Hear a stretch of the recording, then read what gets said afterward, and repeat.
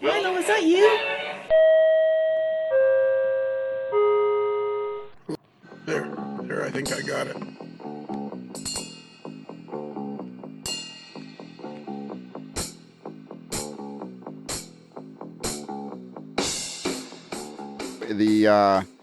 On my MacBook Pro, I just started the recording. So we've just had a long, lengthy discussion with our with our guest and our co-host about the fact that my microphone wasn't working. And what the problem is on my 6-year-old MacBook Pro, which I bought refurbished, and please, everybody out there, I've said this before, I'm begging you. I'm begging the AML Nation, don't ever let me buy a refurbished computer ever again.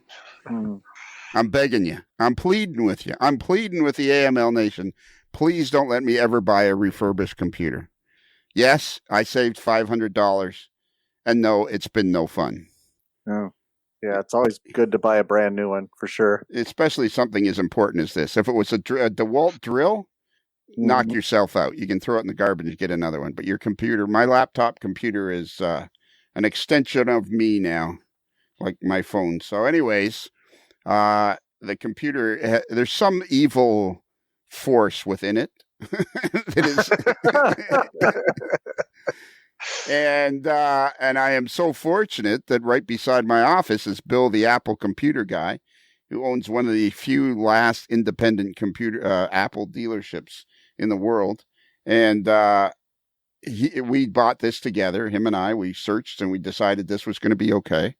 And we both agree wholeheartedly that it was a bad idea now.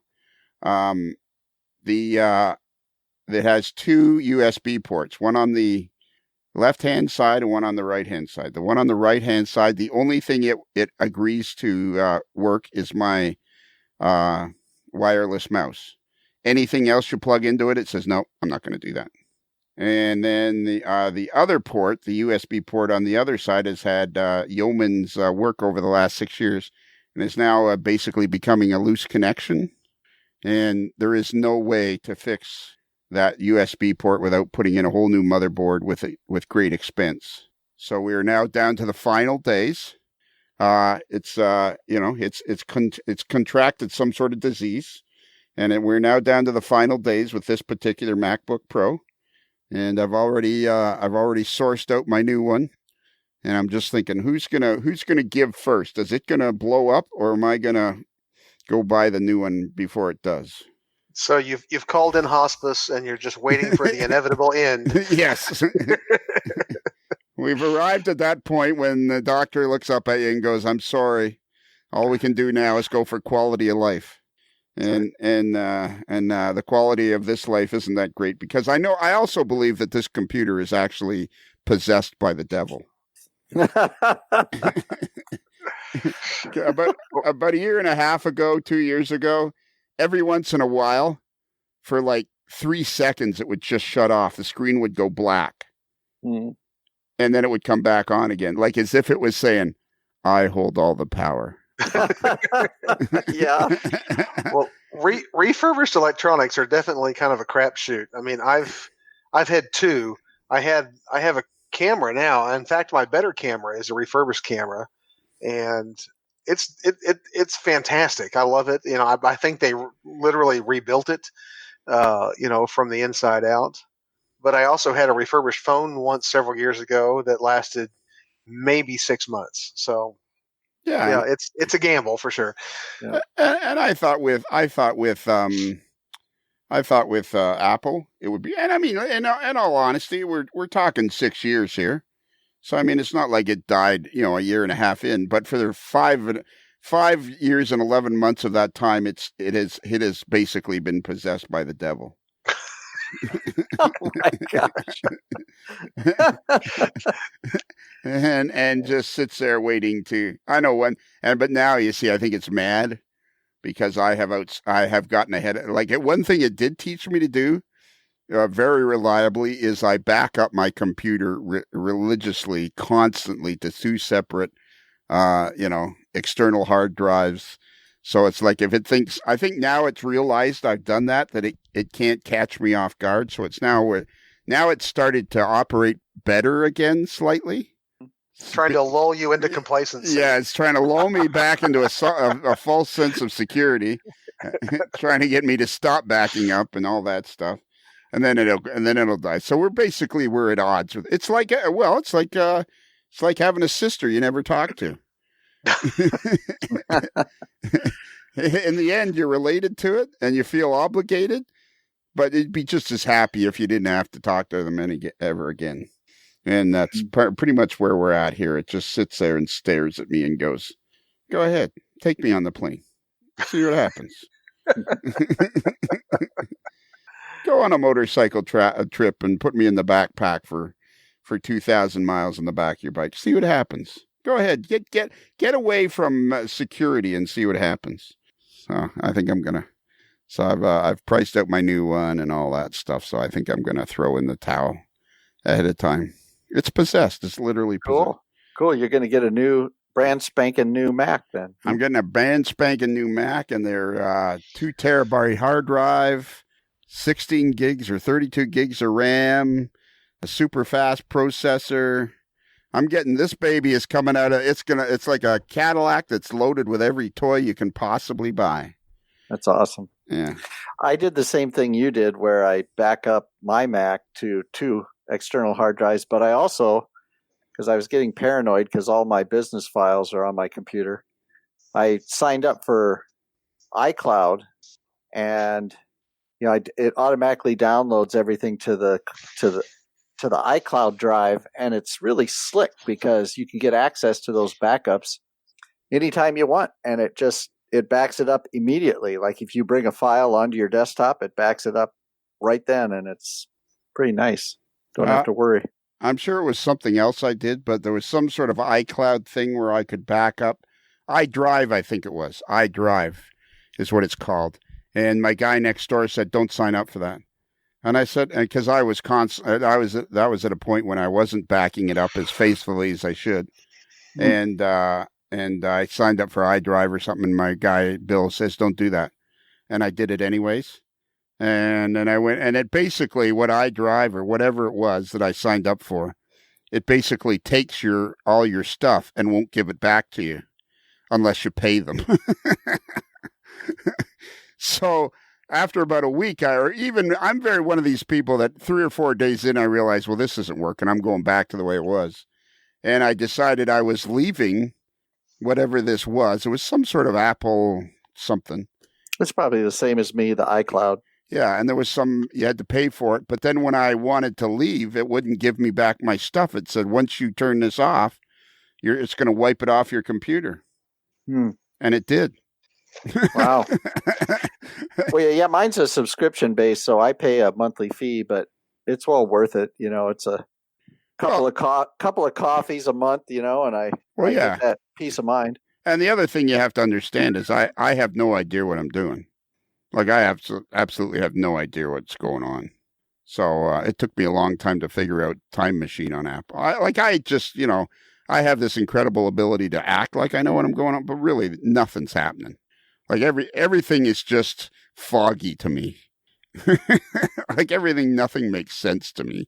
Like I don't understand anything that's going on ever, anywhere. I played hockey, and somehow I only I would see all the other kids were skating towards that net, so I would skate towards that net. I have no idea what's going on at any time. I thought you were going to say, since I played hockey, I got banged up against the boards one too many times, and no, it's gone. Going down the road, I stay to the right of the center line because it appears everybody else is. I don't know why. Okay, I've got a motorcycle question for you, Lionel, because I ride a motorcycle too. Yeah, that scares me. And but when I'm driving my car down the highway, and you're on a 2-lane, and you see these guys riding their big Harleys or big choppers, and those guys are hugging the center line like crazy.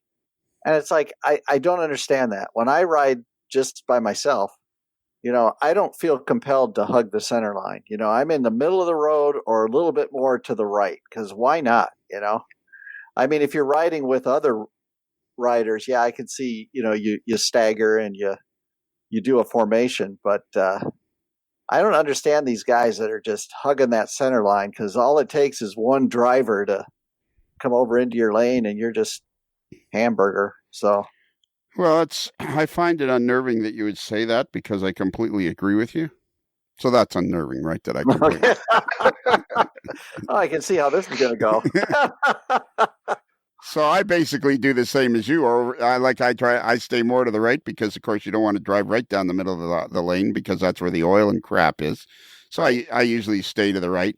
And years ago, not that many, 10 years ago, I was reading some article by some girl that, some woman that was riding the Sturgis, and she mentioned about how there's something about staying to the left that, it doesn't scare me. I hug that center line. I think it's some sort of a macho thing, to be honest with you. It must be. It must be a macho thing, because I don't get it. I don't get it either. I'd rather be safe than sorry. So. And the one time I really realized that it was probably better is I was going through West Virginia, and this guy, innocently enough, I guess, was paying attention to something else, and he started crossing the center line, and to my right was not much of a ditch or anything other than rock and stone.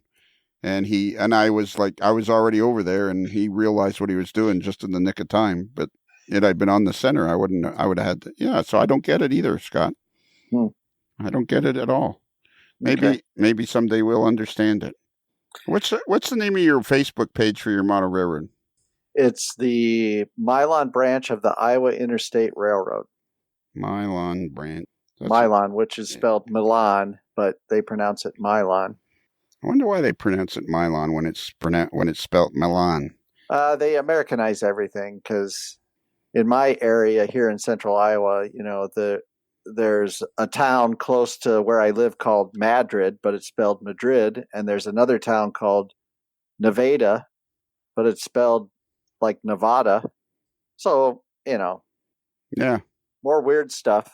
So I'm gonna scroll back a little more progress on the river scene. I added 2 small cattails. Let me see, because the reason we're talking to you, Scott, right here on the old AML network, and I've asked the always lovable Ron Marsh to be with us, because he, of course, is of Ron's Trains and Things, the model railroad video channel, YouTube channel that is sweeping the nation.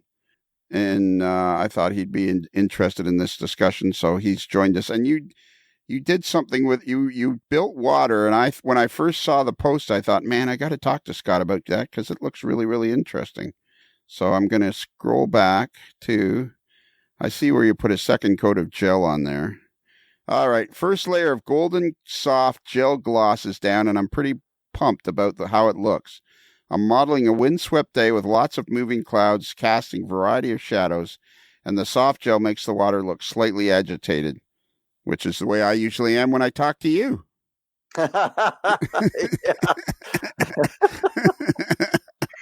Well, we all like to feel alive, don't we, Lionel? Yeah. I just help you feel alive. Go ahead. And then you write, sorry about the short depth of field. Yes, I was going to write a comment and complain about that, the short depth of field. Yeah, well, there's modelers out there who know how to use their cell phone. I take all my pictures with my cell phone, and there's a technique you can use, and I haven't quite figured it out, where you can take multiple exposures and then, I don't know, stitch it in Photoshop or do something like that, where you can get a overall everything in crisp depth of in focus. And mine are not that way. I just point and shoot. The depth of field is always real shallow, so you only see a little section that's in focus, and the rest of it's kind of blurry. But so, what's his name? Ron. Yes. Thanks. Yes, Lionel. What are you drinking tonight? I see you slugging something down. Must have a little whatever it is in it. It looks like a double. I'm going to turn my camera off. I don't want to look at you. I don't want you guys looking at me. Okay. See, I usually have the board up, the mixer board up in front of me, so I can never. So okay. So anyways, back, and then I was looking at your page. So Ron, did you find his Facebook page, the Milan Branch? Oh, you know what? Let's do this. Let's do that old share and screen thing, because then we're looking at it together. How cool There is you go. that? Whose idea? That was Kelly's idea. I can't believe Kelly came up with that idea. There's something's way off because there's no way Kelly could have come up with that idea by himself. Even a blind squirrel finds a nut once in a while, right? Yeah, right. Well, look at these fancy stools. Yeah. We're not talking about those right now. Okay. Okay, the final step before you add Mod Podge water is using pan pastels to add color and depth to the sandy, rocky river edges. The picture shows. So, should we scroll back a little farther? Is this the beginning of the river work or the water work? No, it's even further back because I started it quite a while ago, and I painted the riverbed with my first attempt, and I didn't like it because it looked there was too much variation, and it tended toward the color teal. And I wanted to model my river. You know how trees come in close to a river, and that's it depends on the time of day, but on the Rock River is the river I'm modeling, and on that river, the trees are in close, and during certain parts of the day, the river looks green, significantly green. And that's what I wanted to model. So would this be a good, can you see this, Ron, what we're looking at? Yes. And you can see it, Scott? Yes, I can see it. Okay, so would this be a good place to start? We're looking at a picture of the river? Yeah? Yeah, that's a good place because that was my second paint attempt. And I got down kind of I don't even know how you describe it, kind of a muddy green color overall for the depth. And then I lightened it a little around the river edge to simulate the shallower parts. And okay, go ahead. No, okay. I was just going to say, and why not Envirotex? Oh, well, this is just the painting right here. There's nothing down. There's no reflective quality yet. Right. But I think people might be interested because I took a different take on the painting part of the river, where you can see the bridge in the photo, and then on top of the girders there will eventually be two lattice truss bridges. I mean, the truss goes up high, and so the train passes through the truss part of the bridge. And when that part of the bridge gets installed, it's going to obscure a little view of the river right behind the bridge, okay? And so what I also wanted to do was where that area is slightly obscured, I wanted to paint in a further away transition from the green color of the river to where it transitions into the blue sky. And I followed a painter named, let's see, his name was, let me find it here. Bob? No, not Bob. Not Bob. It was Michael Smith, I believe. Let me see here. If you go further back, there's for a while I really got into the painting aspect of the river and trying different techniques to show water reflections and that sort of thing. So right, okay. I was trying to emulate what this professional painter was doing. So just so everybody knows, it's the Milan, Milan branch of the Iowa Interstate Railroad on Facebook, HO scale. Milan branch of the Iowa Interstate Railroad, and then HO scale in brackets. So look for that. And then we're starting on May the 9th, a post from May the 9th, 2020. And we're moving. And have you painted the sky on the flat part? Is that what I'm seeing? Yeah. If you back up, if you'll indulge me here, Lionel, if you back up to April 11th, just scroll back. Holy mackerel. Keep going. Okay, just relax. I'm kind of I'm scrolling at a pace that is pleasant for everybody. There's others here too, you know. Sure. Okay, I'm going back. I'm going back. Going. Okay. There it is. Right, all right, there it is. This is a video, Painting a Landscape in Oil by Michael James Smith. That's the guy, and you can find his video, or anyone can find his videos on YouTube. And he has a really neat teaching style, and a lot of his techniques, once you listen to his videos, are very understandable, and modelers could emulate what he's doing. But do you see in the picture there where the reflections in the river that's predominantly green in the background, and then you see how he's painted the transition from the green into the blue? where the sky's reflecting. Sort of. It just Yeah, by his thumb there to the left of his thumb. Oh, okay. Yeah. That's what I was attempting to do, and it actually turned out pretty well, I think, if I do say so myself. But I wanted to learn how to paint that transition from the green in the foreground on my river scene to the blue reflections just behind the bridge. So it says here, the last sentence of your description. So this video is number 133, Painting a Landscape in Oil Time Lapse, and it's by the fellow's name is? Michael James Smith. Okay, Michael James Smith. The last sentence of your, which is actually, if I was talking to anybody else, I'd find unnerving, but talking to you, I'm slowly getting used to you. Okay. That's good. It says, check out this video, and then in brackets, I like to watch with the speed setting at maximum. Yes. What does that mean? Well, in YouTube, you can go in and you can choose the speed. You can slow the video down or you can speed it up to twice its speed. And I'm kind of the impatient type. I don't want to listen to them babble on about something. So I just whip most of the YouTube videos I watch. I just set it on maximum speed, and of course they're talking like chipmunks. But you can get through the video a lot faster and get to the points that are of interest. And then of course you can slow it down if you want to. But it's kind of a neat way to watch videos because you don't spend a 20-minute video you can whip through in 10 minutes. You can't understand a word the guy says, but you can watch it. Yeah, I can. I can pick it up. So it's good.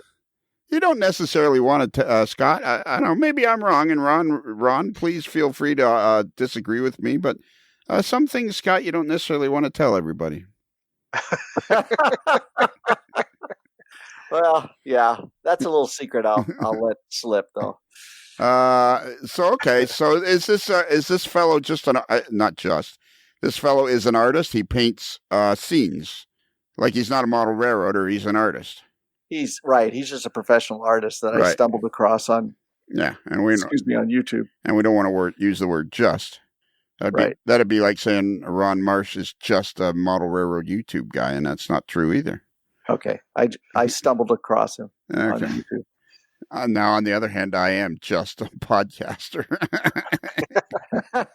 So, all right. So now we should scroll up then to the next. So you found this guy, and this is really cool too. You have a ton of cool stuff on your Facebook page. This thing where you made rubber stamps for making cracks in the road. That was an experiment. Mm-hmm. It worked, didn't it? Yeah, it did work. Well, we'll come back to that on another day. Man, oh man. You're what do you do for a profession? I'm a graphic designer. Yeah. Is that really your ceiling? Is it painted with red stripes? No, it's got what do you call that type of construction board? USB that I painted black. I call them clouds, and then I screwed them to the ceiling, and then the red.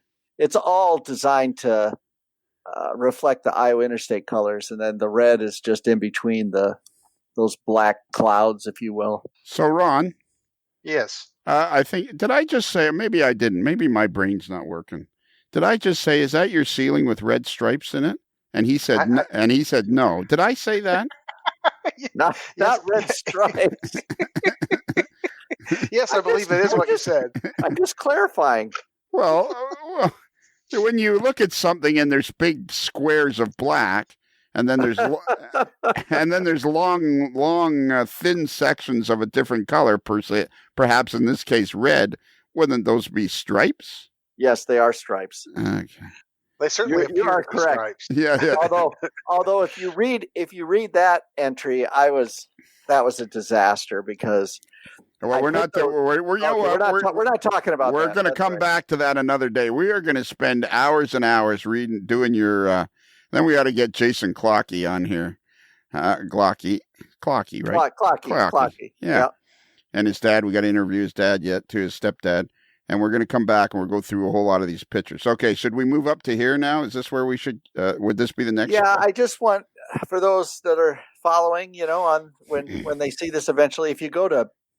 This is audio, Scott. They will never. I know, but we are showing visuals. But if you go if they're scrolling along, yeah, if they're scrolling along, yes. yeah, if you keep going up, Lionel, to May 14th, you can see what I ended up doing with that transition I was just talking about between the.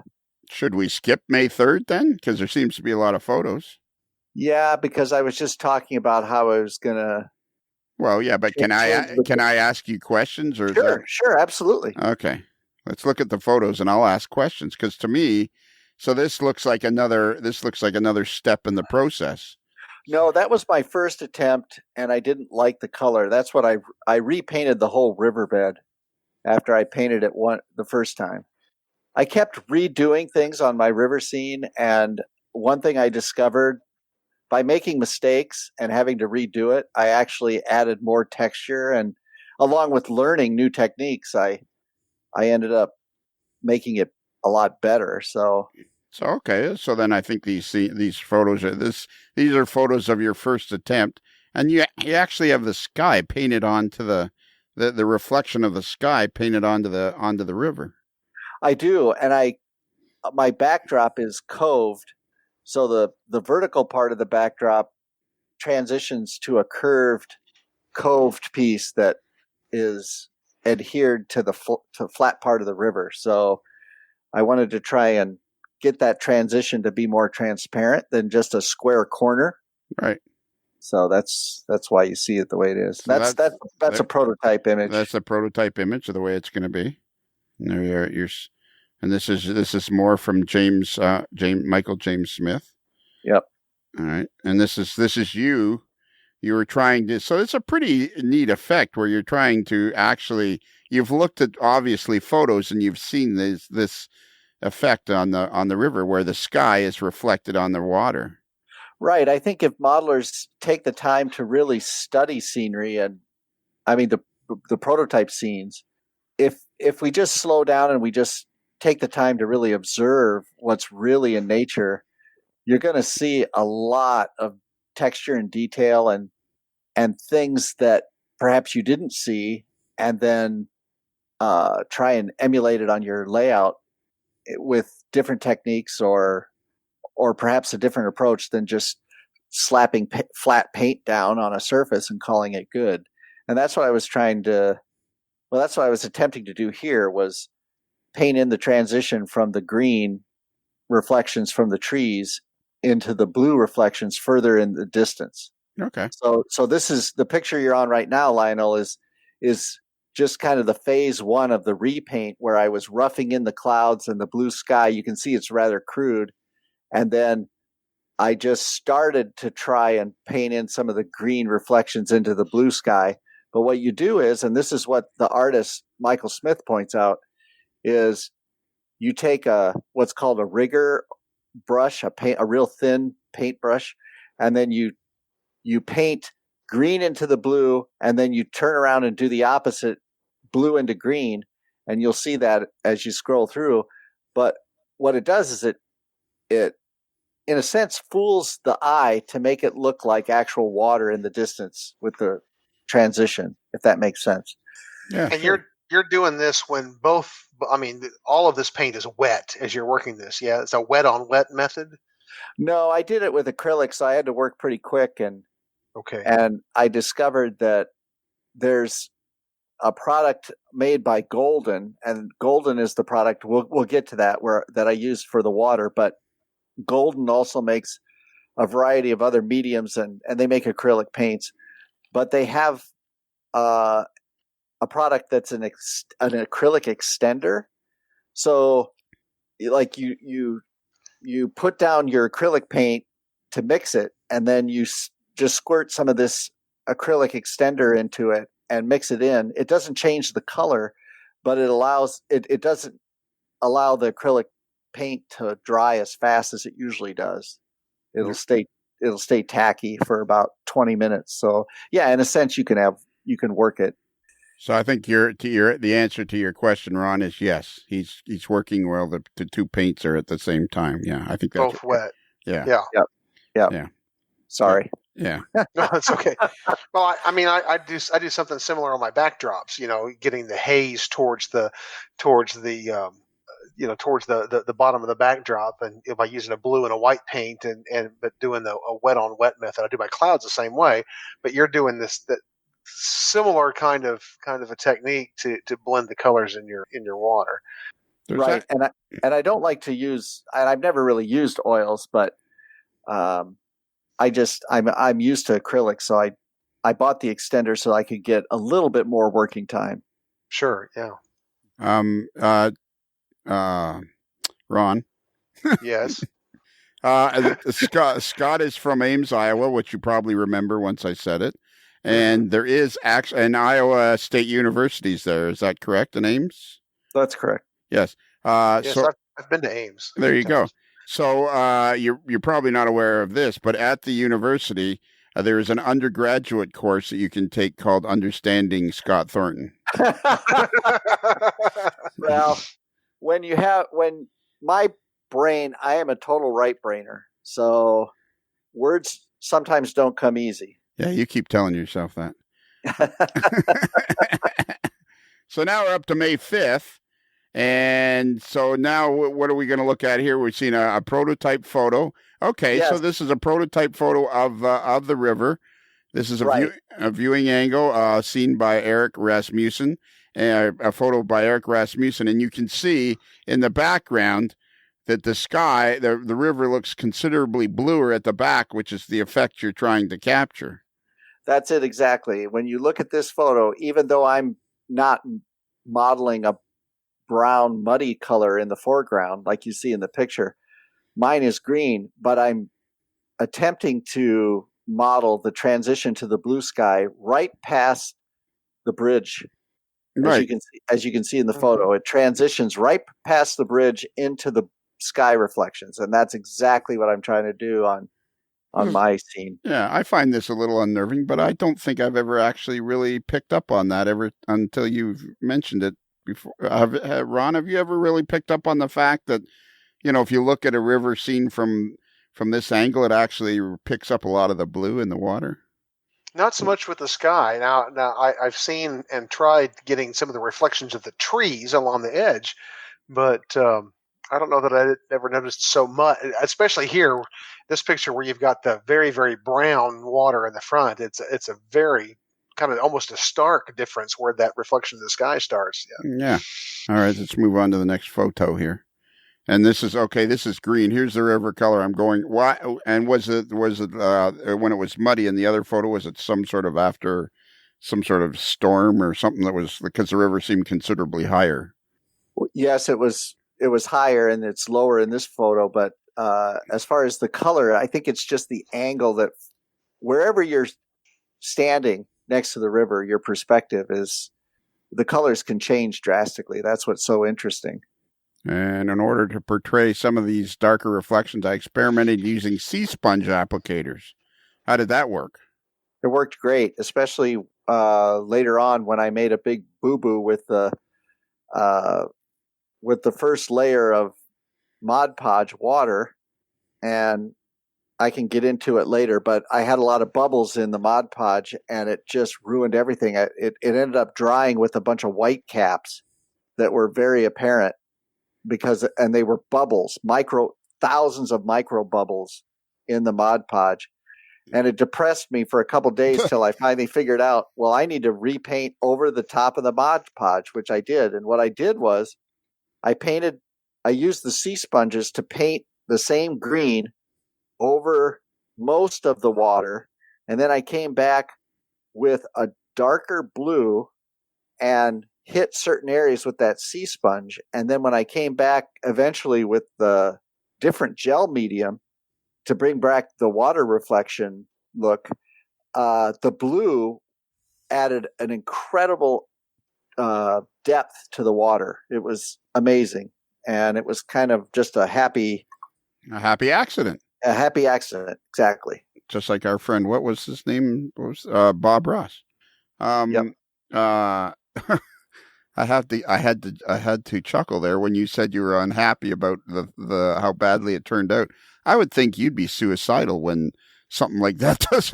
You'd be like, well, if you ask my wife, she'd probably say the same thing, because I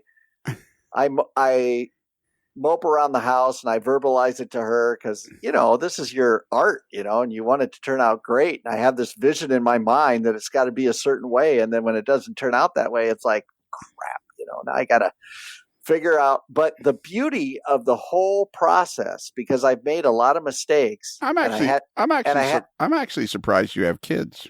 What do you mean? Well, if it didn't work the first time, you'd be like moping around for a month. Well, my kids, be like, well, how come you're not pregnant? You'd be like moping around for 6 months. No, it's not that bad. That's just for fun. But no, I like to embellish some things too. But yeah.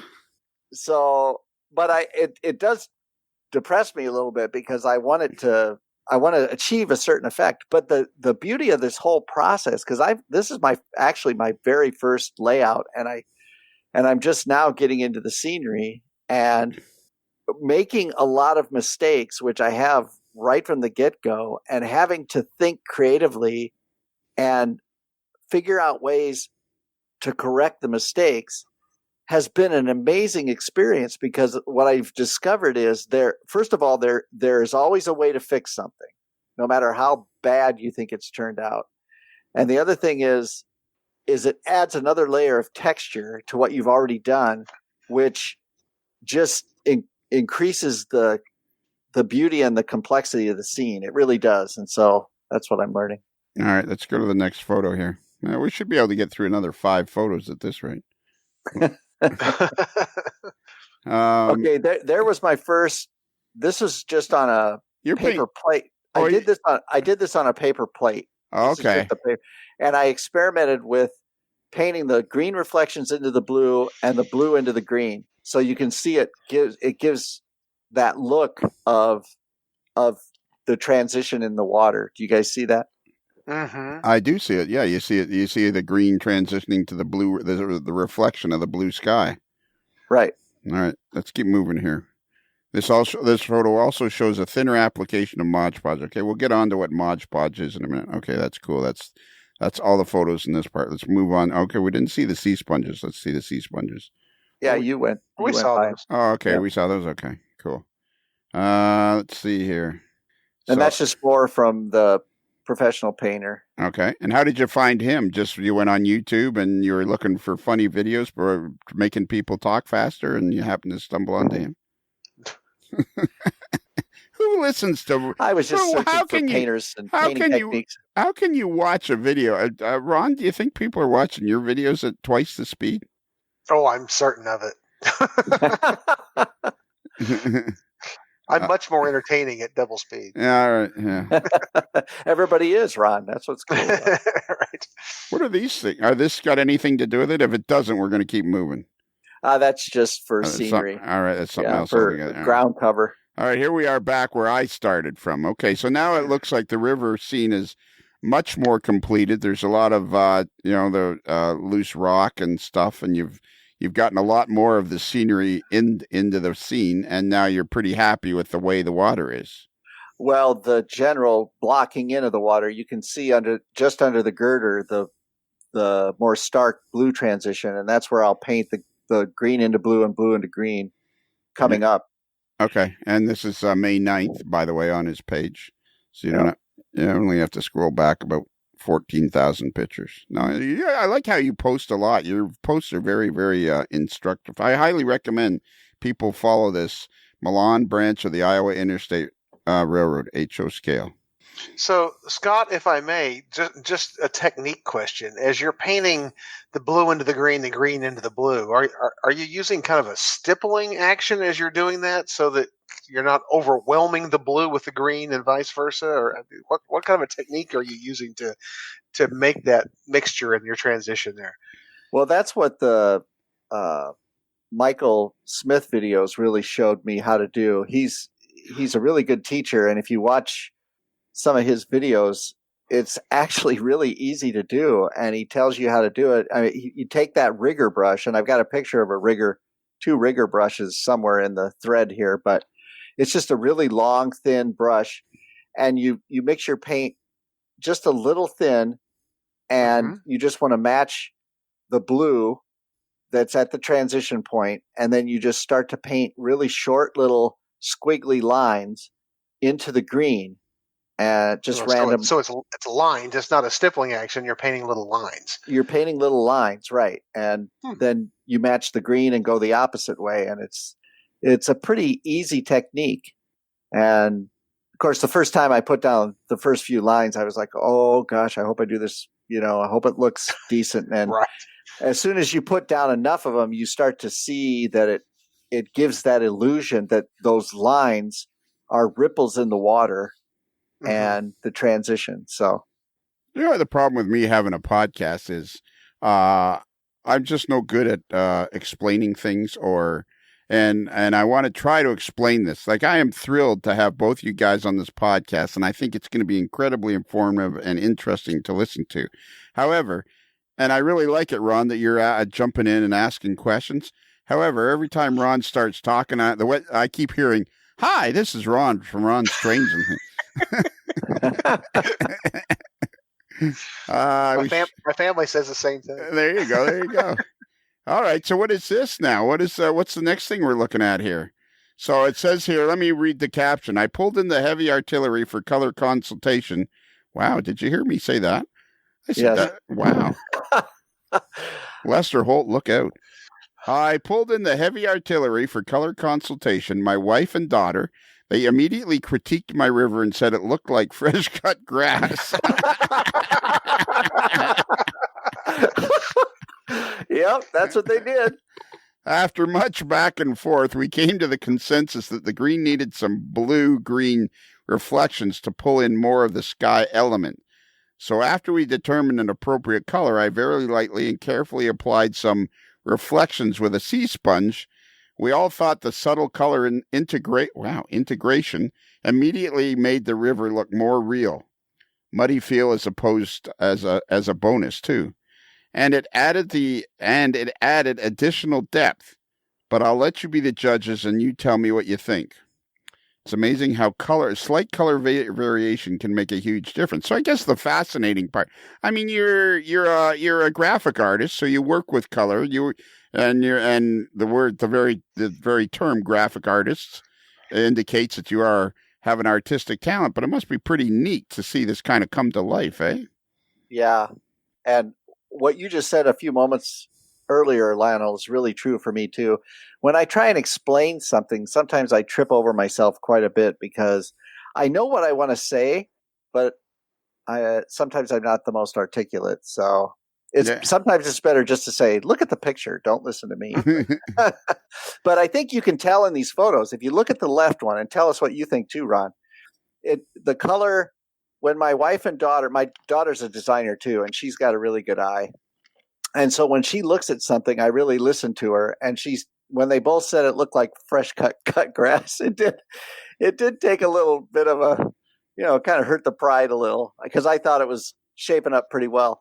But then when you look at the right photo and you see just adding that little bit of the blue, it makes the water depth significantly more apparent, I think. Where did you add the blue? It's kind of that bluish gray, almost all of it, with the exception of right along the banks. I can definitely see it. Oh, I see. Okay. It adds depth and also in that sense of some reflection that you were talking about too, a little bit of the sky color.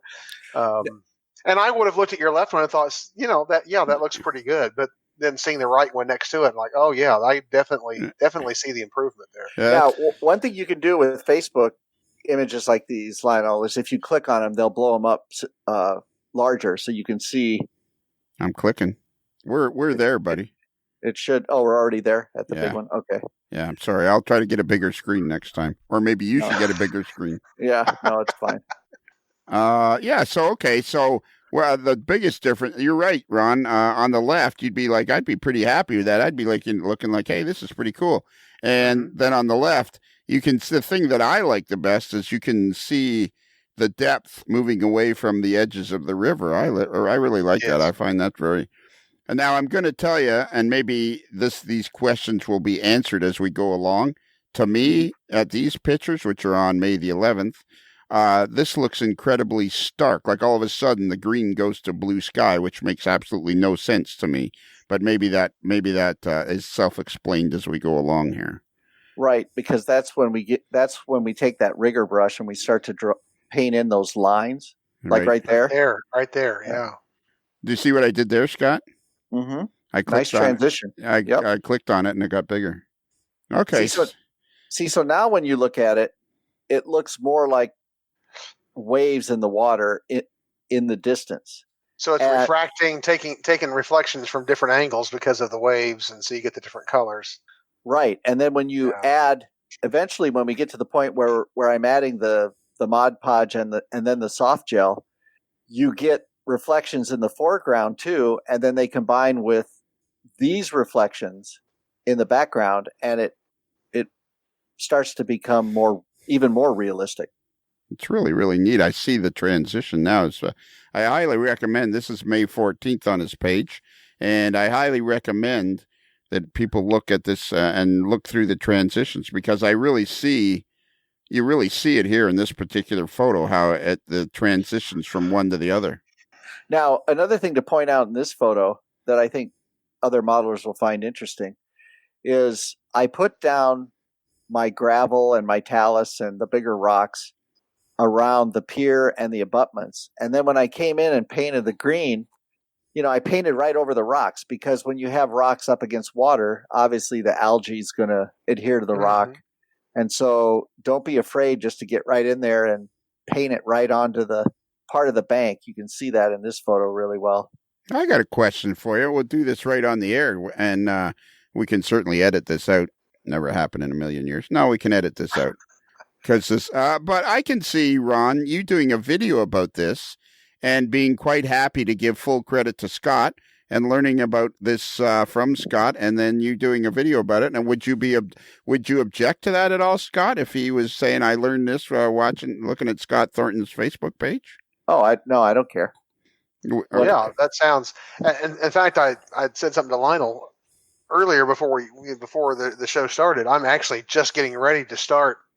I've got 2 rivers to work on my own layout, and so I'm looking for great techniques, and these are certainly fantastic. And yeah, thanks. Another thing I'll point out in this photo is a lot of the rock work here. I created that talus just by mixing up some plaster, spreading it on some wax paper, letting it dry, and then I just took a hammer to it. And it's amazing how realistic the quote rocks come out. But I took pan pastels and started to use certain earth tones, and you'll see it in later photos on those rocks. And I'm telling you, boy, that pan pastels on plaster for this type of application is amazingly realistic. And did you color the plaster before you made the rocks? You didn't paint all this afterwards, did you? Was the plaster colored before you made the rocks? Before I painted the river, when I put down the rocks, I painted everything in a monochromatic, like light tan. You can see that in the photo. But I knew I was going to come in with pan pastels and vary the color, because the earth tones in the pan pastels go from muddy to different grays and you'll see that later. And I even took some black pan pastels and painted in shadows under the rocks, and it's very effective, and it goes really fast. This is really interesting. I'm really enjoying this particular podcast, or whatever this ends up being, episode or whatever. But I want to apologize to you gentlemen right now. And I want to apologize to everybody in the AML Nation. I want to apologize. Before we go on, I want to apologize. Okay? Why? Okay. Because I had a 75 Chevy Impala with a monochromatic transmission. That was a sweet ride. But man, that monochromatic transmission, that was a beauty. Yeah, well, that's just a design term. Come on. All the designers and artists know what monochromatic is. I'm sure they do, but I can just see the guys in Detroit trying to figure out a name for a transmission. What? Yeah, let's call it a monochromatic. Monochromatic sounds cool. It does. What are we looking at here now? Okay, let me read the final step before adding Mod Podge. I'm interested about this Mod Podge because I tried using it once and I hated the crap. I hated the stuff. You'll find out. I don't like it either. All right. Well, don't let it. Sorry. The movie's only 2/3 over. Okay. Well, I gave you a preview. Oh, man, have you ever been on a podcast? Yes. The final step before adding Mod Podge water is using pan pastels to add color and depth to the sandy, rocky river edges. The picture, I think we were just talking about that. The picture shows me working around the pier, and you can easily see the areas yet to be colored. I did an initial acrylic wash of light tan to seal the plaster. Thank goodness for pan pastels, as I couldn't imagine trying to use more acrylic washes to get the color variation and coverage that using the pastels makes so incredibly easy. I even used black pan pastel to create instant shadows like under the large rock in the lower right of the pier area. Since nothing will be handled in this area, there's no need to seal the pastels. They're literally down, dirty, and done. Okay, that's pretty interesting. And you can see it's beautiful how, and I'm a big fan of Bragdon Industries powders, weathering powders. Mm-hmm. Huge fan of that. And I use that stuff on scenery rock too, and it just brings it to life because it takes off that whatever you do to paint it, and then you take the Bragdon Industries powders, and there's other you can use pan pastels, and you put that on the plaster, man. It just makes it look so realistic and incredibly easy to do. You just basically slap it on. I usually went primarily with black and burnt umber, and you just slap it on anywhere, and it just makes everything look incredibly realistic. Yeah, I agree, and the pastels are so quick. Yeah, so fast, and I even did it when I had a mining scene where I just started slapping it on all the. I started using it on ballast and everything. I put it everywhere. It just made everything come to life. It looked like you were standing in the scene. I loved it. Okay, so next one is attached is a close-up photo of the initial Mod Podge. I applied under. We already know this because you already let the cat out of the bag. I applied under one of the abutments on the Rock River. You can see larger bubbles, which I wasn't happy about, but since I tried a new technique of thinner application with finger tapping, the bubbles are not apparent anymore. My thick layer has a really nice depth. So that was something to look forward to after I applied the next 9 layers. Holy mackerel. Do you know a guy named Kevin Marks? Yes. He lives in Appleton, Wisconsin. He put, I think, 87 layers of urethane on his workbench. Wow. Man, that's some real depth. Yeah, it was a lot anyways. It was more than 9 and less than 100.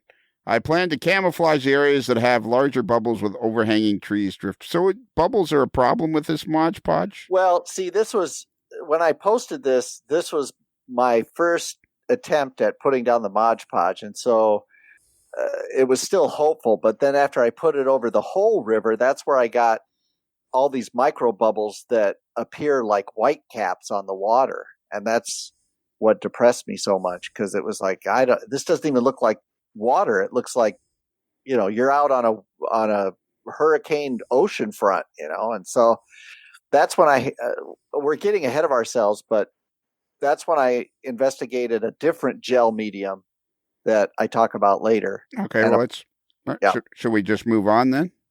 Sure, but before we do, so that we shouldn't just move on. Well, no, yeah, sorry. Ron, can you hear me? Is my mic working? Can you hear me? Most of the time. Okay. I'm here for your entertainment, so I'm entertained.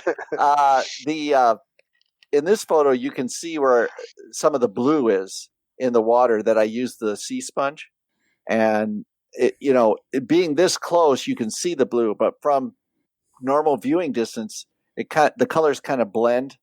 So to the average viewer, it just looks the depth is created, but you can see it here. I think scenery is a big part of the magic of model railroading, is it not? Oh, absolutely. Oh, yes.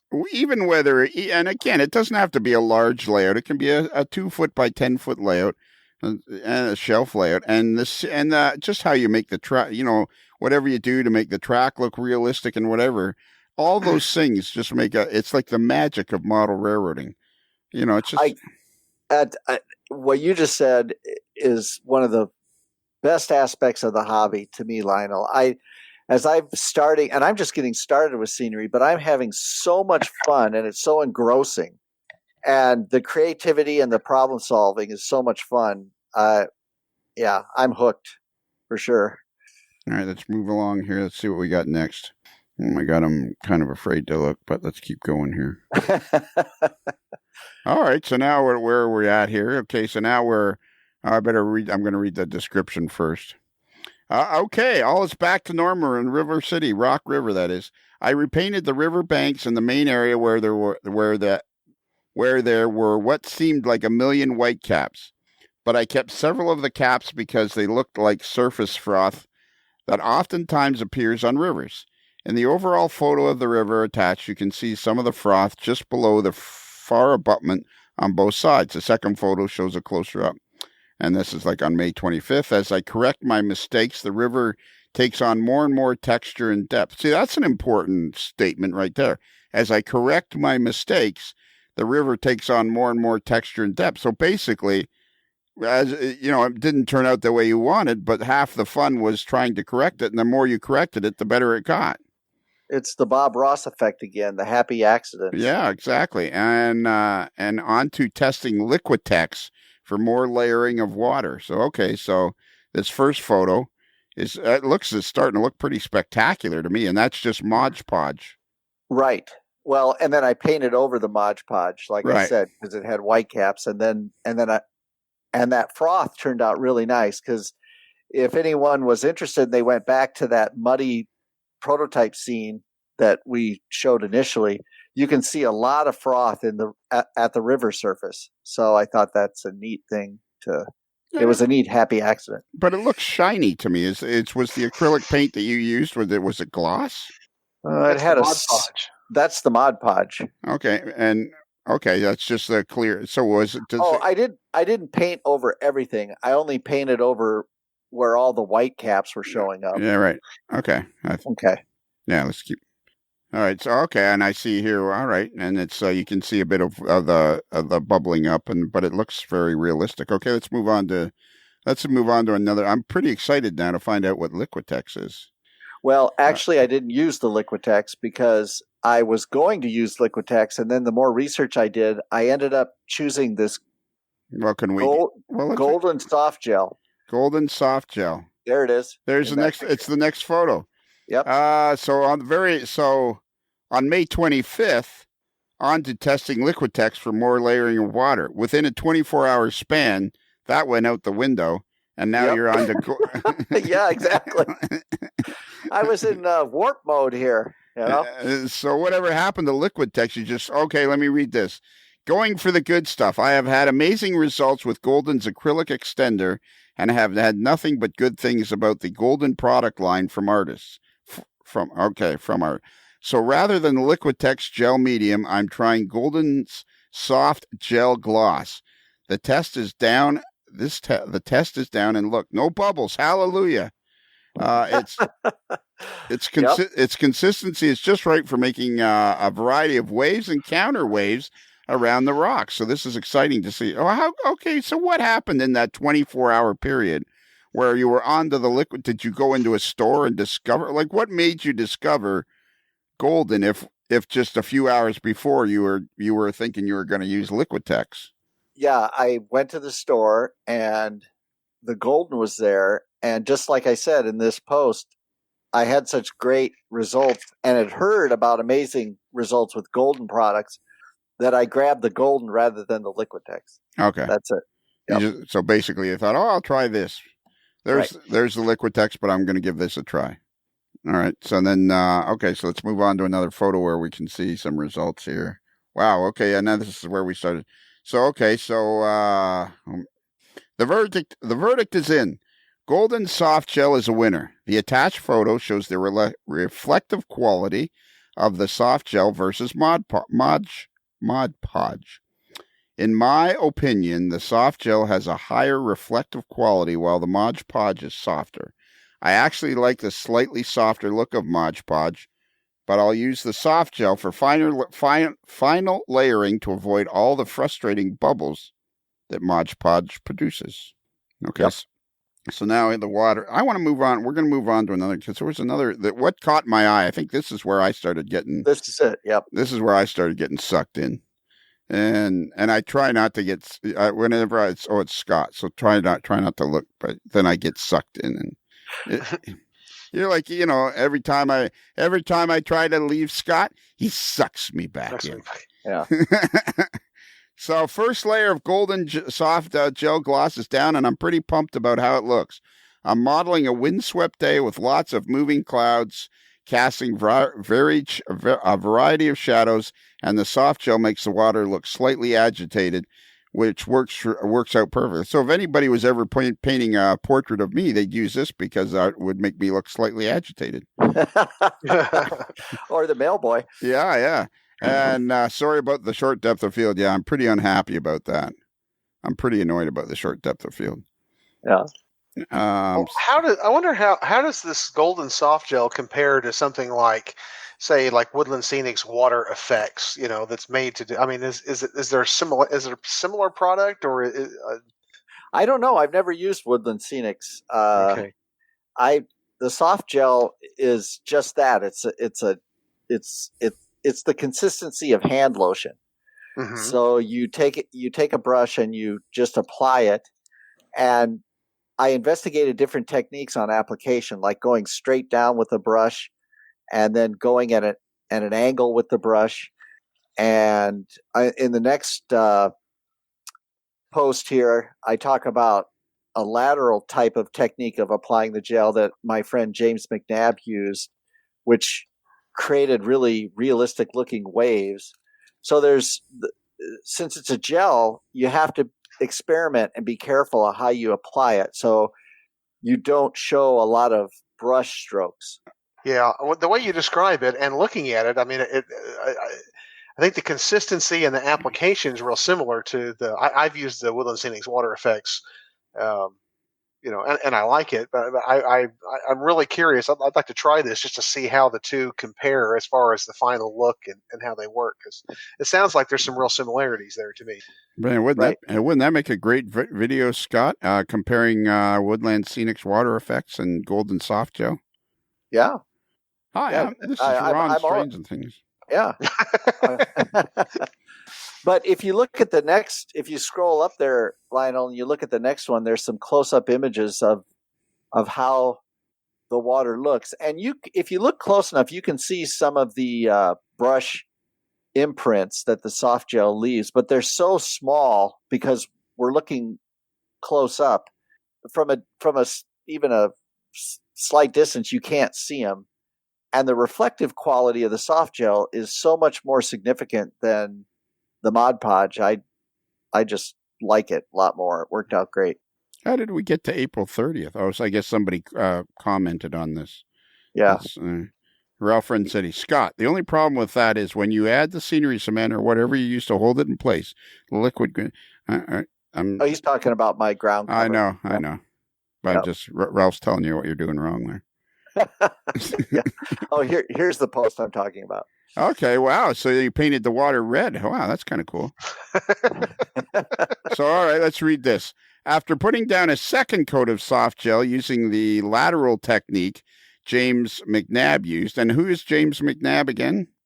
He's a friend of mine. He lives close. He models Iowa Interstate 2. And James has been published a number of times in Model Railroader. And he's got a really neat small layout as well. It seems to me that at the same time, I remember talking to Jason about this, our buddy Jason Clockey, who is a locomotive engineer for the Canadian National, and he lives about an hour and a half west of you, right, in Iowa? Yes. Yeah. And I remember it seems like there's a fairly good Yeah, I mean, there may not. I mean, there's not a ton of population in Iowa, anyways, as compared to the east or west coast. But it seems like there's a lot of model railroaders in the area to engage with. There's not that many. There's a few that have the same interest as me, prototype modeling. The vast majority of model railroaders in this area are more the type that just want to run the trains around in a circle and that sort of thing. So there's a little bit of a difference. Yeah, but every time I talk to you, you tell me about this guy that lives not that far from you and that guy that lives not that far. Who are the guys that are modeling the Iowa Interstate around you? Well, there's Joe Atkinson. He lives in Council Bluffs, Iowa. Right, and we got to interview him, right, because he has a great layout. Oh, we call him the godfather of the group because he's the quintessential Iowa Interstate modeler. Okay. No question. You got to send me his email or his phone sure, number or something. I'll be glad to. And Joe's a real sweetheart of a guy. You would really like talking to him. And then James McNabb lives in Des Moines, which is just 30 minutes south of me. And he models a branch line of the Iowa Interstate like I do. And then, of course, there's me with the Milan Branch. And then there's another modeler in Cedar Rapids, which is in the eastern part of the state, named Colin O'Brien. And Colin, we all model different sections of the Iowa Interstate. But right. that's basically the group that at least we interact with that models the railroad. And what is Michael Peterson model? Oh, yes. I forgot about Michael. He models the Iowa Interstate as well, but he lives out in Colorado, and he is modeling the part of the railroad that ran through his hometown of Altoona, which is a eastern suburb of Des Moines. Right. And Michael Peterson and Nathan Holmes Michael Peterson and Nathan Holmes, they own Iowa Scaled Engineering, and you are associated with them through the Proto Throttle, which is sweeping the nation. And they live in Colorado, but Iowa Scaled Engineering is located in Iowa, right? No, it's it's named after their roots, but it's located in Colorado, and I'm the only one who's still in Iowa. Yeah, I find that very confusing. It is a little confusing. However, when I told you guys about I was doing my 1 more year walk again, this is probably after that, and I was asking you guys if you'd be interested in helping sponsor me again, immediately you guys said for sure you would. So I think that's awesome. You guys are an awesome bunch of human beings.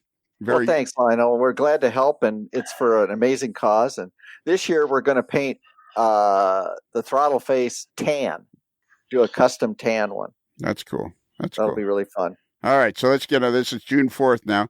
After putting down a second coat of soft gel using the lateral technique James McNabb used, I liked the look, but the brush strokes were more apparent. No big deal, but I did a test using only the tip of my finger where I dipped it into the gel and then lightly applied it in a somewhat rounded fashion. This resulted in the water looking smoother and less reflective. Attached is a close-up photo of the test, along with 2 other photos showing the original layer using a mop brush. That'd be kind of hard to get in there. Created more tree branch-like ridges and the lateral poach part. As you can see, the lower left, along the river island bank, where there are more apparent brush strokes impressions, but the test area is much more smooth. You can see the smoother coat shows more of the underlying original Mod Podge bubbles, but they are so tiny I can live with them. Plus, I'm the only one who will notice. Probably that's true. So this is looking really cool. So this original photo. So this is the water really now is starting to look like something. I mean, it looked like something anyways, but it's amazing in this area here where where the different colors are that you just are simply paint and nothing more on the original surface. And then you put the golden soft gel over top of it. It's amazing how this has a lot of depth to it.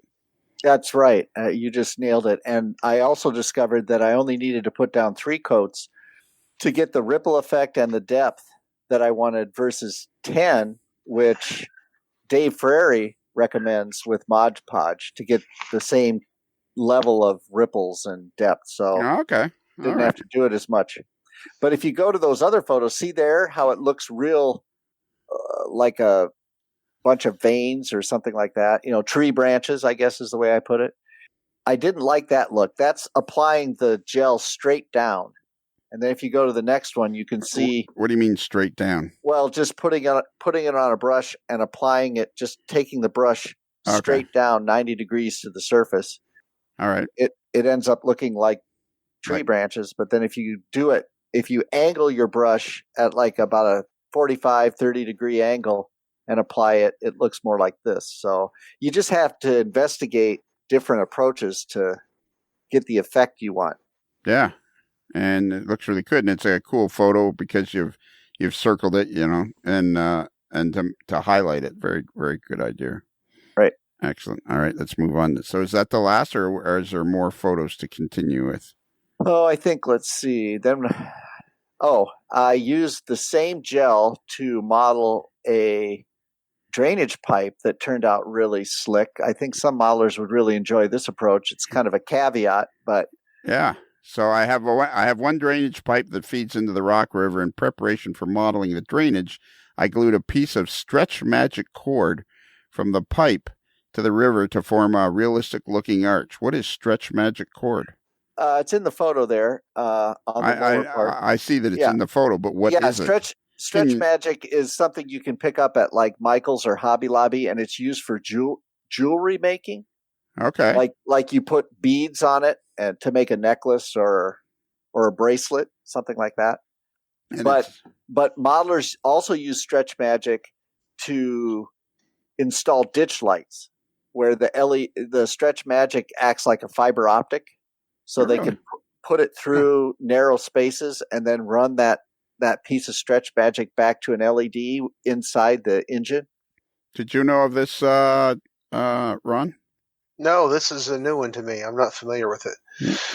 That's a whole video on itself. It's using stretch magic for your LED lights, for your ditch lights and things like that. I was familiar with some modelers who use a fiber optic type of effect, but I wasn't familiar with this particular product. We've created 3 months worth of videos here for you. Trust me, I have pen and paper at hand. I'm taking notes. Well, if you scroll down, Lionel, and take a look at. Well, can we look at these photos first, Scott? Sure, absolutely. Thanks. Okay, so what is a drain pipe? Is just this looks like don't tell me, what is it called? A culvert piping from Iowa Scaled Engineering. Indeed, it is. And did they give you a good price on it? Yes, they did. Okay. Now are they located near you in Ames, Iowa? Iowa Scaled Engineering? No, Colorado. That is very confusing to me. Yeah. The only, what scares me is if all of a sudden these two guys decide to uproot themselves and say, move to, Tennessee. Then they'll rename the company Colorado Scaled Engineering. Yeah, it could happen. I think they're going to keep it Iowa Scale. They'll be like one state behind all the time. Yeah, no, Iowa's their roots. They can't get away from their roots. All right, okay. So this is really cool. The Iowa Scaled Engineering makes culvert that if you go onto their website, which is ise.com, I believe, is it not? No, it's iascale.com. iascale.com. Yes. iowascale.com. Got it. And anyways, if you go to their website, they have this really neat culvert that you can buy in all sorts of shapes and sizes and widths. So anyways, okay, so you stuck this stretch magic in. What did you glue it into the culvert with? Just some CA. All right. Glue. Okay, and that was good enough. You just put a big gob of that in there and then stuck it to the river? Well, the stretch magic is plastic and so is the culvert, so it just grabbed it. Okay. Well, we even have somebody here who's never heard of it, so we need to give all the details about how you attach it. It helps if we give all the details. Sure. That's a good photo. Okay, stretch magic. Boom. You're gonna have to try that, Ron. Find out what it's like. I'll look for that. Yeah. Now scroll down here, and you can, if you get out of that photo. All right. Well, that's what I was doing, and you're yelling at me so much I can barely. Okay. So then there's a photo of what it looks like. Okay. So what did you add there? So you added the golden soft gel to the stretch magic to give it some body, I guess. Yes, and I put like 3 or 4 layers. The first 2 were just clear, and when the clear layers went down, it was amazing, you guys. I mean, it looked just like flowing water. It was unbelievable. And then the last 2 layers, I mixed up some diluted brown acrylic, mixed it in with the soft gel, and applied it. And the result is what you see here. And then I also took the same diluted brown and kind of mixed it into the river as, the brown is dissipating. And then I followed it up with some white to add some foam. Where's this coming from? Where's this pipe coming from? I don't know, somewhere. It's just a drainage pipe that I put in there. You might want to report it to the authorities. It looks pretty. I was going to say, it looks like an illegal sewer drain to me. Yeah. Well, when you it's amazing because you have a lot of modelers that comment about these things. And I had a lot of input when I started to post about this. Guys were telling me, oh, it doesn't look realistic. You got to do this and this. And all these guys were talking about hydrodynamics and all this. And I was thinking, holy smokes, I didn't realize this would cause this much dialogue. But one good bit of input somebody said was, right after a rain, you'll have runoff that looks just like this for a little bit, and then it'll turn clear again. So I thought, hey, that's what it is. It's runoff from a recent rainstorm. So yeah, either that or from some illegal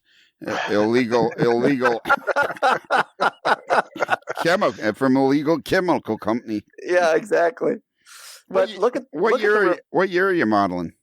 2003. Okay, so the EPA standards are well in place, so somebody's going to be in trouble when they see this. Yeah, not in my miniature world. But look at the reflective quality of this soft gel. I mean, I was just very happy with the way this turned out because it looks just like it should. It's beautiful. It really is. The river turned out spectacular. That's why I don't know. Somehow I don't know how I saw the original picture, but when I did, I thought, oh man, I got to talk to Scott about that. That'll be great for the podcast. And then so here's another photo of it. Cool. So let's read some of these comments here. Everybody was giving you a hard time about this, is what you were saying? Oh, some of them were. Yeah. Okay. Okay. Well, here's a photo here too. Here it is. Just before you did much of anything. It hasn't even dried here, right? Yeah, that was just the very first layer, I think. And I put, like I said, I put 3 or 4 layers total because I made it wider at the end of the pipe, right? And then because water flows into a narrow stream as it cascades, so that's what I was trying to do.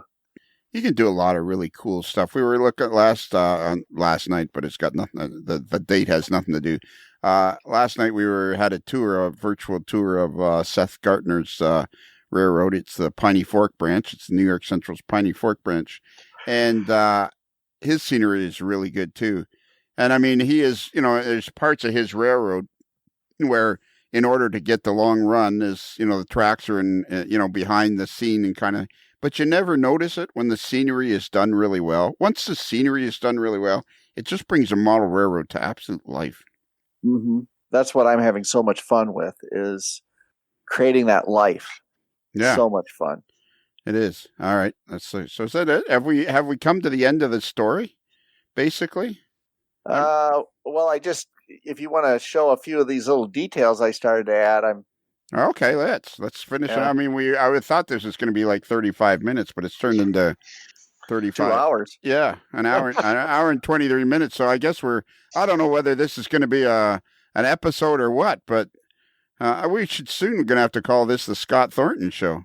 No, not the way I communicate. Okay, so what are we looking at here? Oh yeah, so you these are pigeons you've added to the rocks. Yeah, because I'm going to have pigeons on the bridge when I install the trusses. And so I started to put a few pigeons down on my rock outcroppings coming out of the river. And of course I had to have the appropriate pigeon crap, right on the rocks. So I was having a little fun saying, what do pigeons do best? That's really, where'd you get the pigeons? I bought them years ago from a cottage industry called Rusty Rails, and I think they're out of business now. But Okay. you can get very realistic pigeons from. Well, when we scroll further, you'll see I added some pelicans to the scene. Pelicans. And there's a fella in Canada, right in Toronto, named Bernard Helen, and he has a company called Mini Prints, and he makes all kinds of super realistic wildlife. It's really cool. Mini Prince, and he's in Bernard Helen. Wasn't he on one of the NMRA X? I think he was. Yeah. Did he do a clinic? I know. I remember that name. Yes. Yeah. I wonder what it's called. No, it's called Mini Prints 3D. All right. .ca. Let's try Mini Prints. Mini. Let's try this. No. Okay. Let's try. Let me find it for you. Well, it won't really help us, Oh, it's miniprints.ca. Miniprints.ca. Okay, let's try that. And he's in Toronto. Have you ever been to Toronto, Scott? I guess not, because you would have contacted me had you ever been to Toronto. I thought I begged forgiveness for my whatever. I think you did beg for forgiveness. Yes. I don't think you granted me forgiveness. No, I don't think so. I don't remember that part. I do remember the begging, but I don't. Wow, look at this. How cool is this? This is beautiful stuff. And they got O-scale. Hey, they got O-scale stuff. Let's see what they got in O-scale, because our very own flight attendant, Tracy Boyd, she's always looking for O-scale stuff. She'll love this crap. Look at this. So Ron mentioned that he was on the virtual NMRAX, and he did a great job talking about painting. I caught a bit of that. So, yes, I'm going to have to track him down now, because this is, wow. There is, I'm telling you guys, tell me if I'm right or wrong here. Tell me if I'm completely out to lunch. But is this hobby not way bigger than any of us realize? Yes. And there's so much going on. It's just like right now, a lot of fun. Like right now, isn't it growing like crazy? Like, yeah, and so. It's stuff like this that, the individual guy, the small business. I'm all the time anymore finding, places online like this where I can find, detail parts or this and that you can't get from the big manufacturers, but there's somebody out there making it. And if you look hard enough or you ask the right people, there's almost nothing you can't find. Yeah. And then when you stumble onto these, because of the 3D printing and there's so much available now. I mean, and I think that's one of the reasons it makes it, not that people didn't have the ability before, but if you have some ability with the amount of product that's available and you enjoy the hobby, I think you can really produce some beautiful model railroads and scenes that will really make you proud. I mean, look at this. This is spectacular. Now I got to talk to this guy. This podcast was the worst idea I ever had in my life. Oh, it's been so much fun. But if you look at the top of the site here, he's got sky, land, water. Right. So, and these, as far as I'm concerned, and maybe Ron can pipe in here too, modeling these organic shapes as realistic as Bernard's doing here is not easy. No. And he's doing a really great job for the hobby. And like I said, I bought a pack of his HO scale pelicans, and you can see it when we go back if you want. But I had so much fun painting him and putting him in the scene. Okay. I'd love for him to make his elk in N scale. Unfortunately, they don't seem to be. Where are you seeing scale? Well, if you click on the individual model, okay, like you were going to buy it, then you've got the option to choose scale on the next page, and there's HOS and O scale on the elk anyway. No N scale. I don't know if he has any N scale figures or not. Okay, he has HO scale and S scale and O scale buffaloes. No, he has some N scale. I'm just looking at it right here. I was thinking he said in the clinic that he had some N scale. He has an N scale gallery under the. If you click on water, under there, he's got at the bottom of the page, he's got beavers, bighorn sheep, bull moose, and mountain goats. So some of the models translate to N scale, but once you get down to a really small scale, the printer probably can't print it that small. So yeah, I would love to see him get. Yeah, sure enough, here's the bull moose in N scale. There you go. I wouldn't think there'd be that much difference between the bull moose and the elk. Wait, I may have to contact him about those elk. Yeah. and I'll give I'll give Bernard another plug in that he's very open to doing whatever a modeler desires because it adds to his inventory. And I've heard modelers just from the get-go here complain about the cost, but I will come to his defense because this type of modeling and supplying these unique items, come on, guys, this is more than reasonable, Oh yeah, yeah, because that's a lot of work to get, like you said, to get a an organic kind of a shape. It's not like you're working with geometry here. This is art. Right. It absolutely. And so we can't promote his site more. It's just wonderful. I love what he's doing. Miniprints.ca, and his name is Bernard Heller, and we need to interview him now for the podcast. Hey, Scott, based on, man, this might be a tough question for you, but if you think hard, you might get the answer. Based on what's happened over the last 10 minutes, if we interview him, who do you think should be the co-host to help me interview him? I'll gladly join you. That'd be a lot of fun. Wow. No problem. Ron, did you give him the answer? I did not. I think he got that all on his own. Wow. I'm impressed. Fun fact, bison are the largest mammal in North America. These minis are huge. There's a lot of stuff happening. Like these guys are just down the road from Rapido. Holy mackerel. I'm like, this hobby is growing like crazy. I'm telling you, this hobby is growing like crazy. I am convinced beyond a shadow of a doubt that in 20 years, we are not even going to recognize this hobby. There are going to be more and more spectacular layouts of all sizes. I mean, your layout, what's the overall size of your layout, Scott? Can I call you Scott? Yeah. So I think you've called me some other names. Dead weight, things like that. I hadn't even thought of that tonight. I love you, Lionel. It's all the love. Yeah. My layout, I like to refer to my layout in linear feet. It's 42 linear feet because I don't even know my room size. I don't even know, but it's a small layout. Yeah. Could you give us what do you like? Is it like 10 by 12? Well, let's see. It's probably 16 by maybe 14. Okay. That's good size. Yeah. All right. So what are we looking at here? We're looking at some bulrushes. Yeah, that's some cattails, and then there's some water. I don't even know how you pronounce that. Hyacinth. Hyacinth. Wow, Yep. Am I saying it right? Holy mackerel! I modeled it. There's a plant that grows in shallow waters, and it pops up. So I put some static grass, and then put some tree flocking in there. Wow, beautiful! Turned out pretty nice. All right, we'll keep going here because you're pretty excited to tell us about these pelicans. I can. Oh yeah, I love these pelicans. Yeah, because the Rock River is a tributary. I mean, where I'm modeling it, it's just off the Mississippi, so there's a lot of pelicans in the region. And I wanted to model this one pelican that was coming in for a landing and skid splashing the water.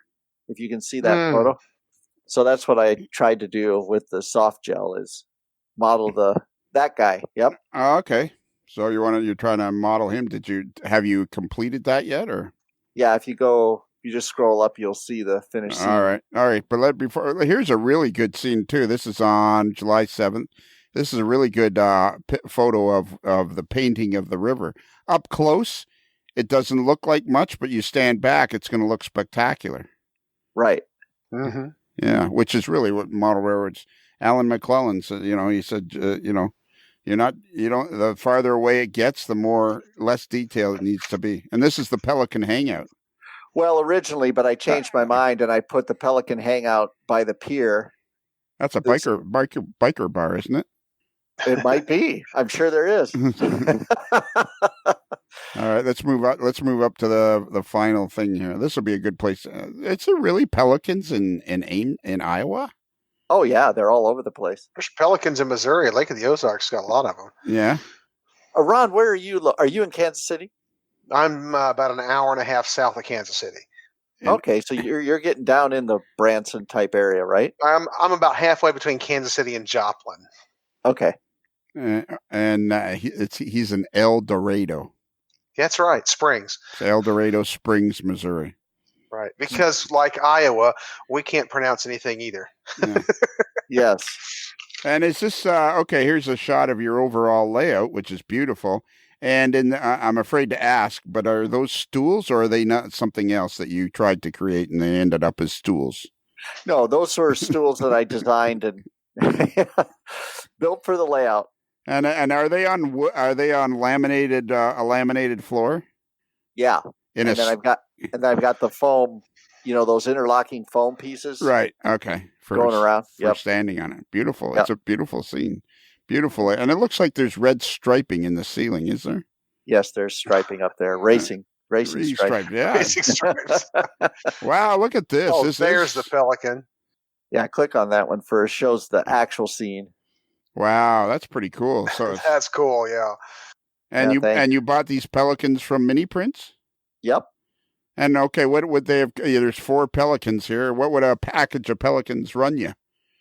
Well, they were. I think they were $25. He had them, but then I didn't pay that because the exchange rate. I got them. Well, whatever. Yeah, we don't need to get into that. Yeah. The $25 Canadian. Yeah. Okay. What was the exchange rate that day? That seems to be important to you. Was it like 1.36 or something? I can't remember. Did you not know you were going to be on the podcast? No, I wanted them. I bought them. That's the way it goes. And how did you find out about Mini Prints? Hunter Houston. You know Hunter? He goes by Hunter Houston. Jerry Schaefer told me. Okay. You know Jerry? No. Jerry's a great modeler. He lives in Toronto. Great musician, too. Okay. Have you been to Toronto? Yes, I have, and I'll never live it down. So, Ron, have you heard that story? I don't believe I have. Yeah. So we were. I thought Scott and I were friends.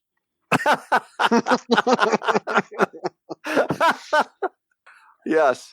So last year sometime, I'm talking to him on some podcast. I forget what it was. And all of a sudden he says, yeah, I was up in your neck of the woods. And I'm thinking, okay, he's going to say he was in, Halifax, Nova Scotia, or, Rochester, New York, or Detroit, Michigan. And at first he leads off with, we flew to Chicago, and I didn't know it was only an hour and a half. And I'm thinking, well, it's only Canada. I thought we had to fly over the Arctic Circle. Anyways. Yeah. So he flies. So I says, oh yeah, where'd you go? He says, well, we flew into Toronto to do Train Masters TV with about the proto throttle. And I went, what? He says, yeah, we flew into Toronto. And I'm like, where do you think I am? I didn't realize you were so close. You didn't care, is more like it. No, come on. Yeah, I know where Ames, Iowa is. If I was passing through Cedar Rapids, I'd be like, oh, I'm going to Ames too. Let's see here. Okay, let's move on to the next picture. These are cool. So this was really fun. This was really fun for you putting this Pelican in here, right? Yeah, I really wanted to model that Pelican coming in for a landing and kicking up the water. That's cool. That was a lot of fun. And then that is really cool. This image is just a oil filter in Photoshop that I just applied to the picture, and it just a neat, artistic looking photo of the Pelican. What's oil filter? Oh, that's the name of the filter in Photoshop. All right. Okay, I got you. And here again, we can see what we're talking about with the river. So that's going to be a very impressive scene. You got to be pretty happy with the way everything has turned out. I am. And I'm thinking, what's the next step, because I've got a lot more work to do on the scene. I got to put the trees in. I got to do the static grass, all the undergrowth, and then put the paint and install the steel trusses. And yeah. And then I'll move on to the next scene on the layout. So you're meticulous, aren't you? I'm a perfectionist, and and it's driving Jason Clark. Blessing and a curse. It's a blessing in the. It's driving Jason Clarky nuts. It drives Clark nuts. When you get Clark on, if you interview Clark, he'll tell you Says those guys just need to get stuff done. Quit sweating over everything. Yeah, we got to get Clark on, and we got to get you to be part of that one too. And Ron, I'm not inviting you. You're of course obviously invited because you're the official videographer and YouTube guy of the AML network. Yeah, and everyone knows that audio makes great video. Yeah, exactly. Hey, before we go too far, I just have to mention back to the mini prints thing because someone will find this interesting. Under the sky category, in addition to all the birds, you can also buy little gray aliens in HOS and O scale, and somebody's really going to want those. Oh yeah, look at that, little gray aliens. Well, and there's a Sasquatch in there too. And one thing I didn't realize, and I had to go look up some images after I saw mini print Sasquatch, that Bigfoot is well endowed. I didn't realize that, Oh yeah, there's Sasquatch. Oh wow, yeah, you're right. I have a Sasquatch on my layout, but it didn't come from mini prints. It came from somewhere else. Theirs looks better. Theirs looks better than mine does. Is that under land? It's under land, yes. Okay. Way down, all the second row from the bottom, under land. He's got tons, there he is. Tons of stuff for land. Yeah, click on Bigfoot there, and you'll agree with me. I didn't know that Bigfoot was female. Female, right? Oh, I'm sorry. I apologize to the AML Nation that you had to hear this. Yeah, I'm sorry. Oh, well, that's an hour. That's an hour and 40 minutes. We've created an episode. I don't need any more episodes right now. It was a lot of fun. It was a lot of fun. And I guess Ron, you were the official co-host. Okay. Can you give out the email address? I can try. Okay. If you'd like to contact us by email, you can contact us at modeler'slife. I messed that up, didn't I? Yeah, well, you were doing so well too because it's modeler'slife at gmail.com. Yes, thank you. That's modeler'slife with one L. Or one L like one L like Pelican. Not two like you got a word with two. Like Helen, like Bernard Helen. Like Bernard Helen. There you go. There you go. Ron, you did that much better than I ever would. You got to warn me before you do that. Yeah. I need it written down if I did it. Yeah, Scott, have you noticed we've never asked you? I know, because I'd screw it up big time. You'll never ask me again. So what do you actually do over there at Iowa Scaled Engineering? You're basically just dead weight, aren't you? Yeah. Oh, you just were waiting to say that. Yeah. You'll have to ask Michael and Nathan. I know. I want to interview those two guys together. I got to figure out. I'm going to interview Michael again, but I got to figure out a way to get those two guys on. I was so well, okay, tell me this really quickly. When you guys were on NMRAX and Speed and Gordy were going to interview you, and it was like the three of you were sitting there, and all of a sudden Gordy goes, well, introduce yourself. And I'm like, you poor guys were like just sitting there staring at the screen and like... And I felt like I should send Gordy a text or a message that says, you could do this without me, or it could be good. Yeah, I think, yeah. When you say introduce yourselves, who are you referring to? Yeah, there's three of us here. Yeah, so. I know.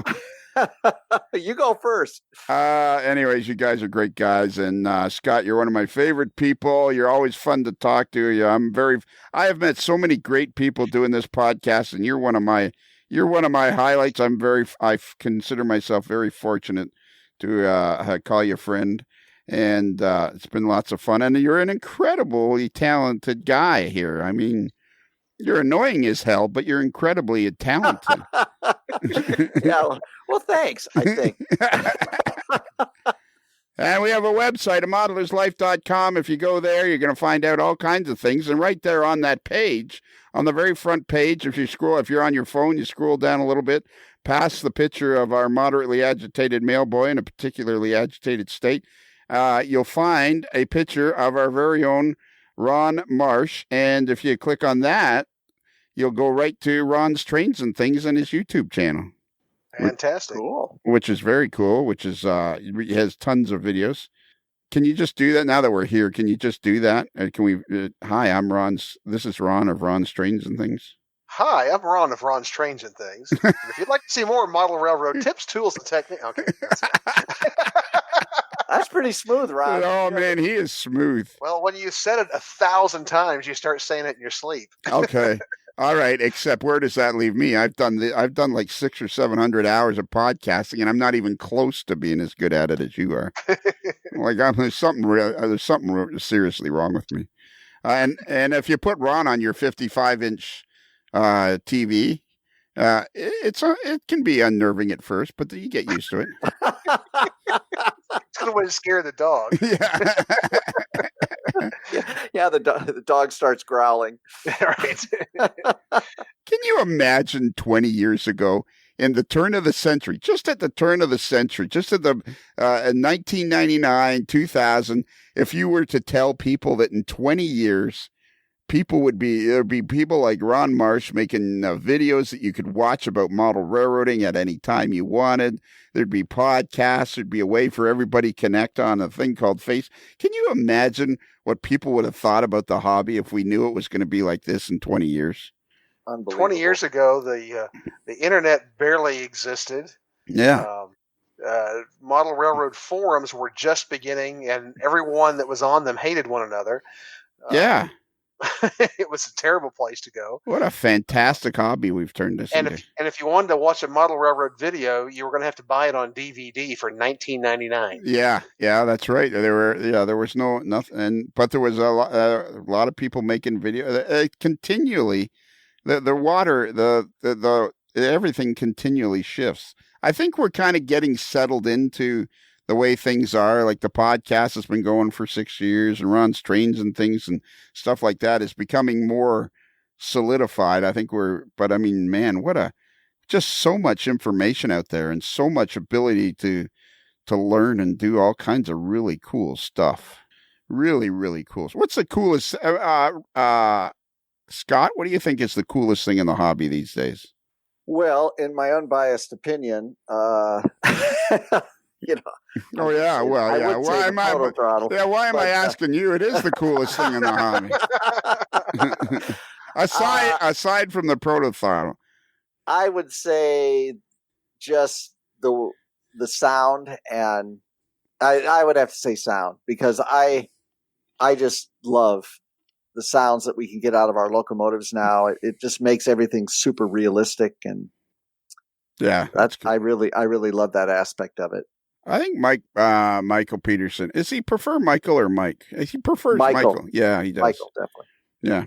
And Nathan, Michael and Nathan. Like, I'm imagining, this is what I think these two guys deserve sainthood. Because the way I'm imagining this shook out is you walked up, you contacted them and said, do you think you guys could make a box with like levers and knobs that would make my train go? Yes. And they went, sure, we could do that. And somehow then you became part of the organization merely because you wanted a box with levers and knobs. Yes, they tolerate me. Yeah, exactly. They are the brains. They are. Mm-hmm. And they're good guys. And you're a good guy. And that's Iowa Scaled Engineering, iascale.com, which is located in Iowa.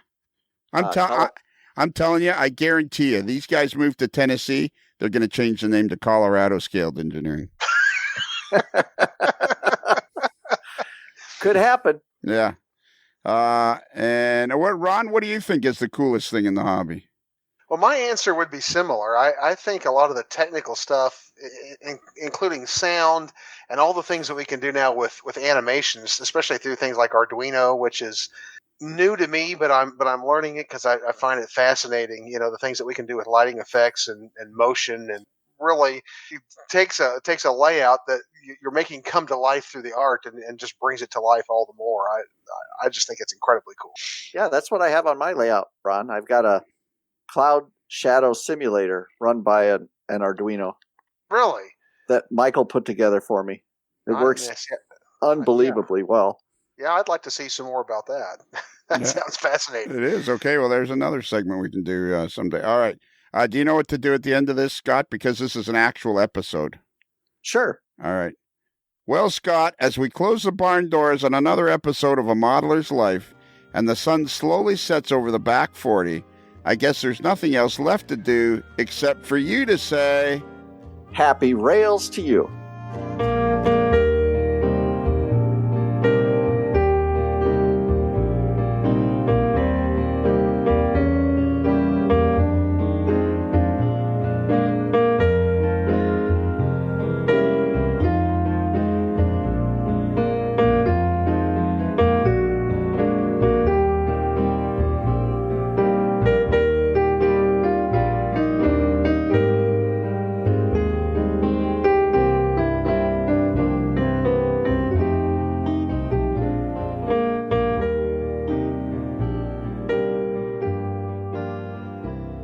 While in Busted Knuckle, guests of A Modeler's Life podcast stay at the Casa del Sol Motor Court and Inn, where late-night dancing at the Rumba Room is a magical event to be experienced.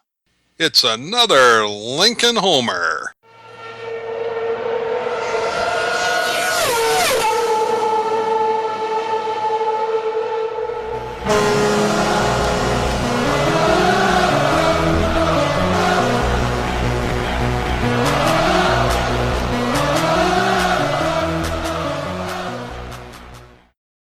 You're a friggin' natural.